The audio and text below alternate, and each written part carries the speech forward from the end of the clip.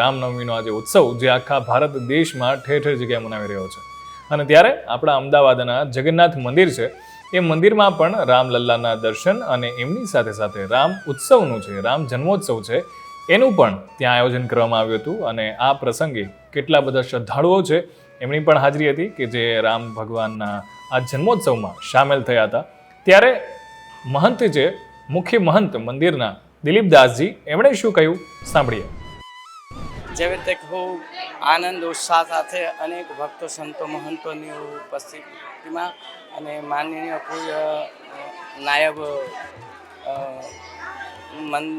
મંત્રી આપણા નીતિનભાઈ પણ પધાર્યા હતા, મહાઆરતી કરી અને ખૂબ આનંદ ઉત્સાહ સાથે ભગવાનનો અખંડ પાઠની પૂર્ણાવતી અને મહાઆરતી અને મહાપ્રસાદનું આયોજન જગન્નાથજી મંદિર દ્વારા કરવામાં આવ્યું. ખૂબ ભગવાન આ રામનવમીની પાવન અવસર પર સૌ ભક્તજનોને, પૂરા સમસ્ત ભારતવાસીઓને, દેશ વિદેશમાં સૌને ખૂબ ખૂબ મંગલ કામના, ખૂબ ખૂબ વધાઈ.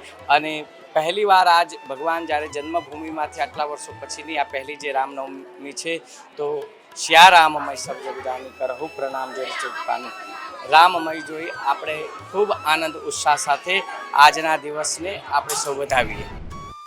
અને એની સાથે સાથે આપણા ગુજરાતના પૂર્વ નાયબ મુખ્યમંત્રી નીતિન પટેલ પણ હાજર રહ્યા હતા અને એમણે શું વાત કરી છે, ચલો સાંભળીએ.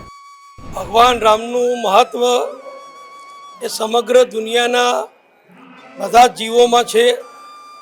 રામ એટલે સત્ય, રામ એટલે પવિત્રતા, રામ એટલે ઉદારતા અને રામ એટલે ક્ષમા. ભગવાન રામના આશીર્વાદથી સમગ્ર વિશ્વ જ્યારે ચાલતું હોય ત્યારે ભગવાન રામનું જીવન એ કરોડો લોકો માટે ખૂબ પ્રેરણાદાયી છે. અને આજે રામનવમીનો પવિત્ર દિવસ છે. ભગવાન શ્રી રામજીનો જન્મ અત્યારે બપોરે 12 વાગે ખૂબ આનંદપૂર્વક સમગ્ર વિશ્વમાં જ્યાં જ્યાં હિન્દુઓ વસે છે એ બધા તન મનથી ભગવાન રામનો જન્મદિવસ ઉજવે છે. આપણા અમદાવાદના પવિત્ર જગન્નાથજી મંદિરમાં પણ દર વર્ષની પ્રણાલી પ્રમાણે આજે રામ જન્મ ઉત્સવની આરતી થઈ અને 24 કલાકની ધૂન જે ગઈકાલથી ચાલુ હતી એની પણ બપોરે પૂર્ણાહુતિ થઈ.